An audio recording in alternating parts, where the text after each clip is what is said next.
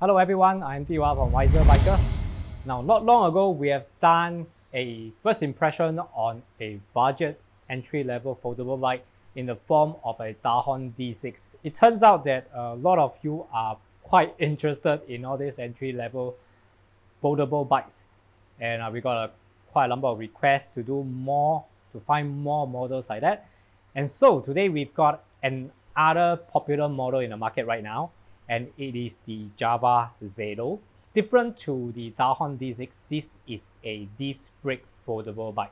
So that's one of the main differences, and we want to bring forward to you a disc brake foldy that is budget friendly and entry level. Now, first things first, when we say budget friendly, how much is this JAVA ZELO? If you do a research on most of the online platforms, you can probably find this bike between $380 to $400. It is a foldable bike that is under 400 Singapore dollars. What about the weight? Well, let's take a look. I don't believe in the manufacturer specs, so we will measure it right here, right now. So the weight, as we see here, is 12.6 kg. The JAVA ZELO is a 7-speed system, so it comes with a Shimano 7-speed derailleur. It comes with a 52T front chain ring on a square tapered bottom bracket.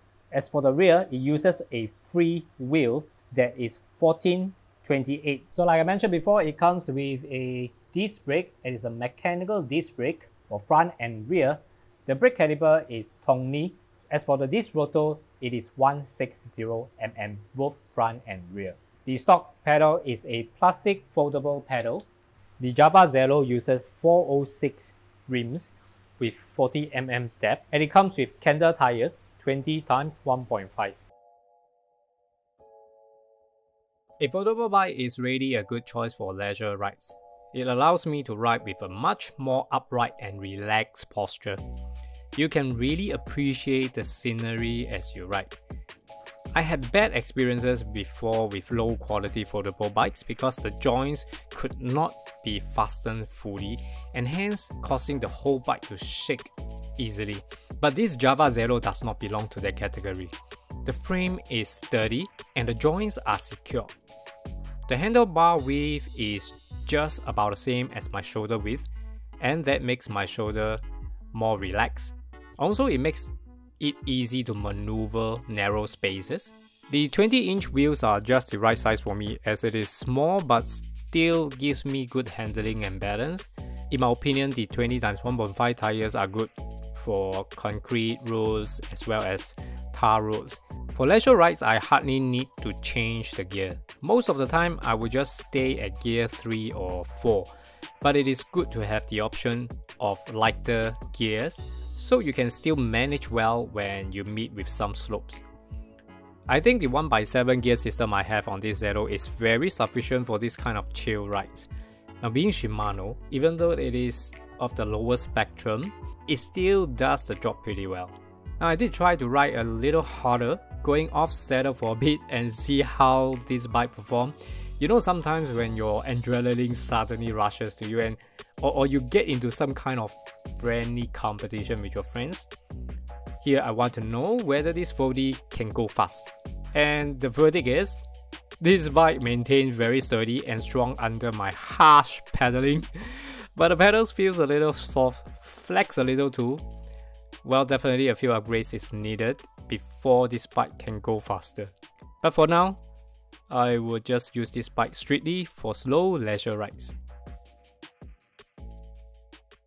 The JAVA ZELO uses a bifold system, simply means there are two folding parts. I tried folding it and see how well the mechanism works. First, fold the handle stem. I attempt to use one hand, but turns out I really need to use both hands to release the catch. Before I fold the frame, I like to fold the pedals and turn the non-drive side of the crankset forward. Here I also need to lower the seat post all the way. The catch on the frame is easy to handle. I could open it with one hand, and with a little push, the frame pops open and folds smoothly. And the bottom of the seat post now acts as a support. The folder size is not too small, but should fit in most of the car boot and definitely can make it to public transport. Next, I'm going to try and see if the bike can be rolled like a trolley. So I unfold the handle stem and use it as a handle to push the bike. Not too bad, the wheels can still roll, but only in a forward direction.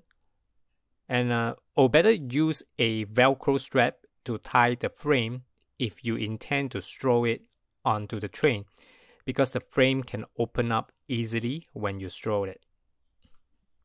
Okay, so now I'm going to tell you about what I like and what I don't like about this JAVA ZELO foldable bike.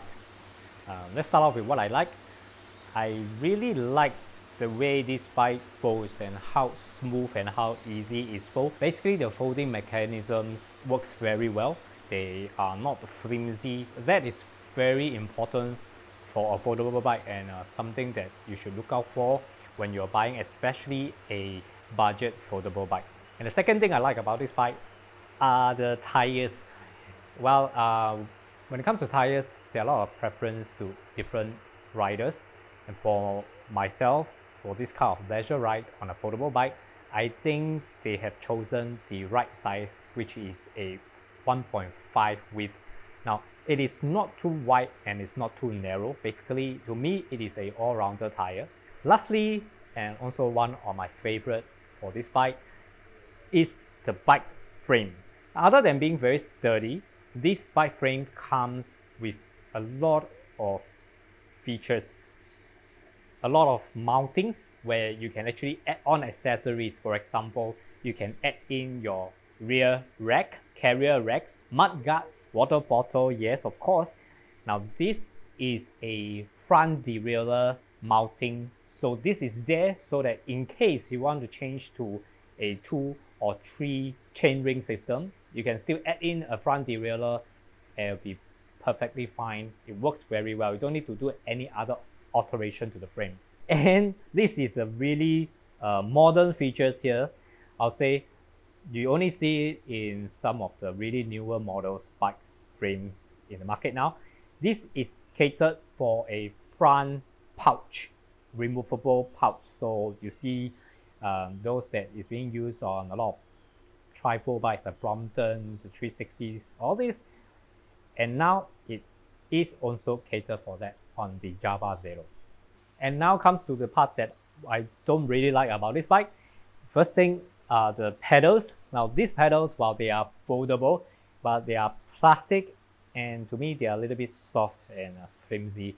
So when I try to ride off saddle or climb a slight slope, it feels like this pedal can't really take that weight, and it gives me a feeling that they will fall apart very easily. Also the brakes, while they are disc brakes, mechanical disc brakes, however they're not very responsive.